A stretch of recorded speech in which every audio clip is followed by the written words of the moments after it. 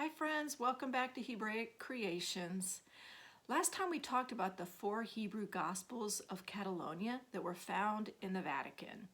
I mentioned that there's evidence this compilation was traced to a 1st century source, but this 14th century manuscript was translated from Catalan to Hebrew, which is not a huge deal. It's still an amazing discovery that's presently being translated and studied, but many wonder, was a gospel ever originally written in Hebrew? And which of the 4 would be the best to study? Research points to a Hebrew Gospel of Matthew as the preferred manuscript we seek. This is explained in Dr. Jones's book, Sons of Zion versus Sons of Greece, which I've referred to frequently. He presents evidence that Matthew was the first gospel penned around 40 AD. The others came later, and although they're believed to have been written in Hebrew, they would likely reflect more and more Greek influence or Hellenization. The Hellenization of the Jews was a problem in Yeshua's day. It only became worse over the decades after his resurrection. So Hebrew Matthew would seem to be the crown jewel of the 4 Gospels because it would be the most ground zero account of Yeshua's ministry from a purebred Hebrew perspective. Greek-leaning scholars insist there was never any Gospels written in Hebrew, but Dr. Jones lays out a pretty good case that the Hebrew Gospel of Matthew had to have existed because there is evidence of at least 20 early church fathers attesting to a Hebrew Matthew. He fills 8 pages with commentary and quotes from 12 men who refer to a 1st century original Hebrew Gospel of Matthew that they saw and read or knew someone who had. Unfortunately, it's believed that Hebrew Matthew was lost or burned. Dr. Jones reveals much more evidence beyond these 12 early church fathers, but we won't go into that here. I just recommend everybody read his book. But probably the most famous of the 12 early church fathers that Dr. Jones mentions is Jerome, who lived between 345 and 419 AD. He ended the era of Greek primacy when he translated the Greek Bible to Latin. It's called the Latin Vulgate Bible. An interesting fact, he used the Hebrew Matthew as a source document because the Greek Matthew had so many discrepancies when he compared them. If I understand this correctly, he used no other Hebrew source in the New Testament. He used the Greek.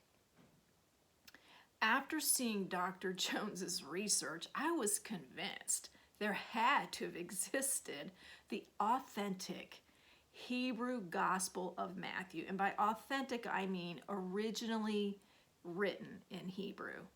But the big question is whether or not anyone has found a reliable copy of it yet. This is where I want to introduce the Chronological Gospels by Michael Rood. This huge telephone book size manuscript affirms everything written in Dr. Miles Jones's book. On page 2, Michael Rood addresses my question and confirms that there were no Hebrew Gospels of Matthew found until recently.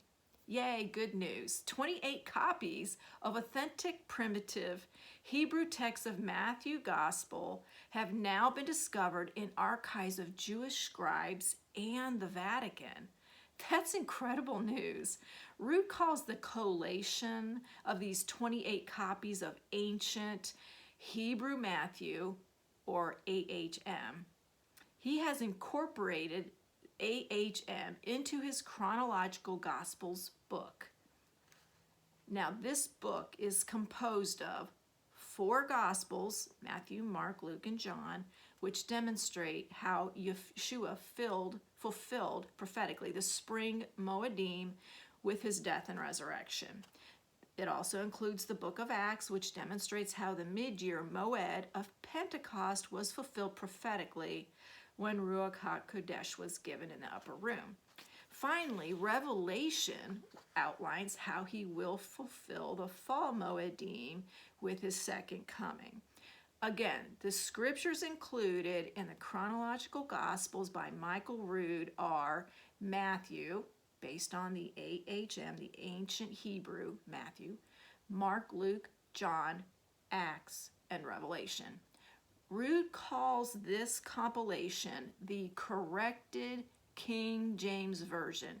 This is the only place you will find it is in his book.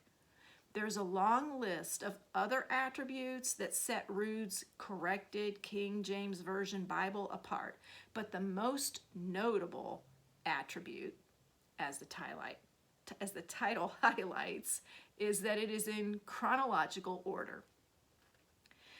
So let's go over some of these attributes. It does not have the Old Testament or the epistles written by Paul, Peter, James, Timothy. The four Gospels are the main focus, and they are organized by numbered events, of which there are over 300. Each event includes the harmonized passages from the four Gospels. This provides a timeline of Yeshua's 70-week ministry with Moedim as the framework. The availability of the ancient Hebrew Matthew brought clarity to this stunning timeline, and we'll talk about that more later. No one has ever done this timeline like this before.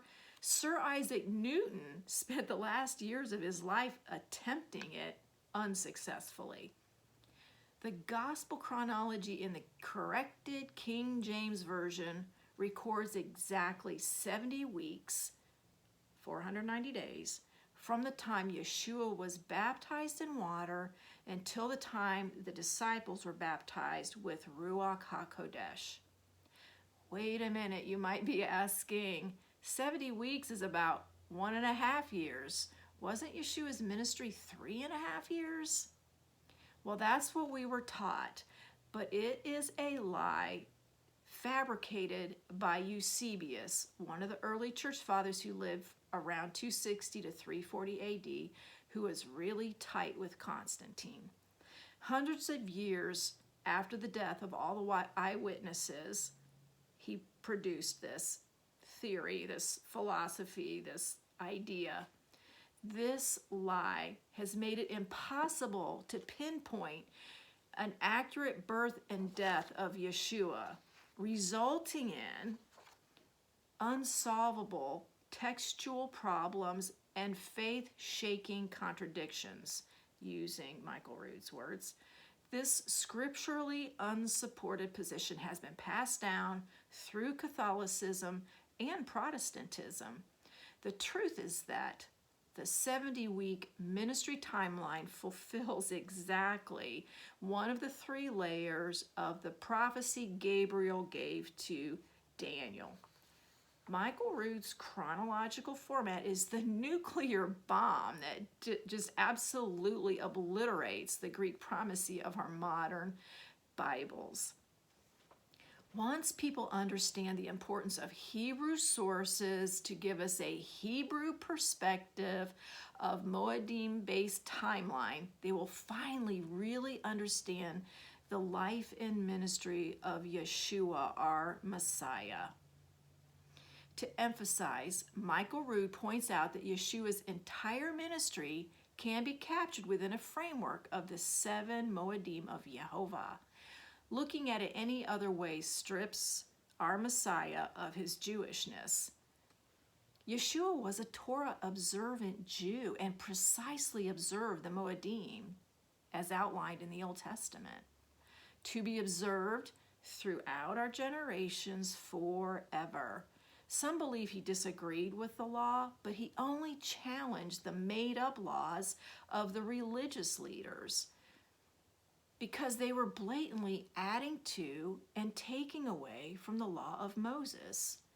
Today, our omissions and additions are much more surreptitious but they're equally nefarious. Think about this. If Yeshua failed in any way to observe the true law, that would make him a rebellious son, a sinner. He would be unfit as the prophetic, spotless lamb sacrificed on our behalf. The Moedim are so important. Yeshua and his disciples observed them very carefully. This is why we laid down the foundation a few videos back by listing all 7 of them. So if you're unfamiliar, please study up on them. This will help you understand the topic of future videos. So that's it for this segment. Next time we will explore the 2 fatal errors that Michael Rood exposes in our Greek-based Bibles. Shalom.